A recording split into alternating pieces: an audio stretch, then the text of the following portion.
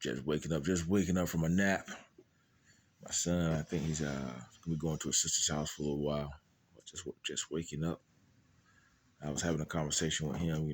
Society, certain things, and certain people around me have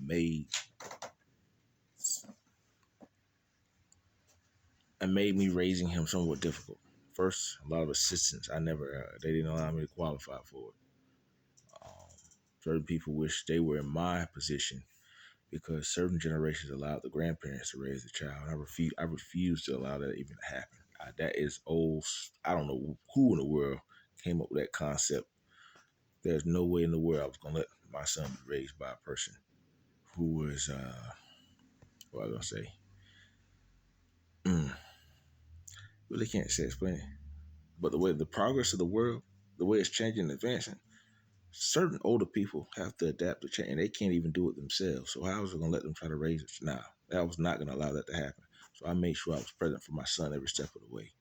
Um, and I'm doing things a little bit. It's been difficult, but I'm doing things against the grain because a lot of parents, a lot of fathers, really, they make it seem it's easier for them to go get that job and punch that clock. Some of them than to actually be hands on with their child because they're able to function and continue to run around, socialize with other women.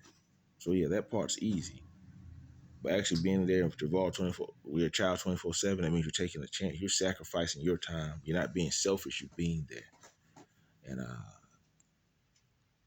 a lot of people in my life were looking for flaws in my character instead of applaud when they should have been applauding.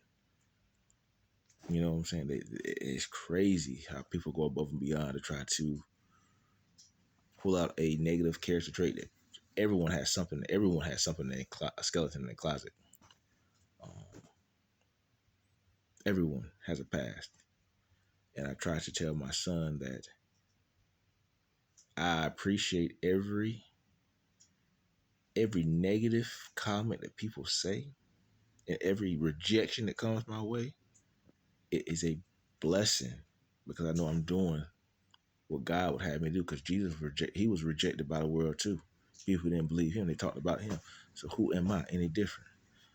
And I pray that he takes my shame and use it for the fame of his kingdom here on earth.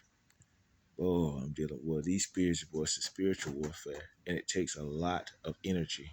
It can drain a person, but I pray consistently, 24/7, and I know He has angels out watching and protecting me.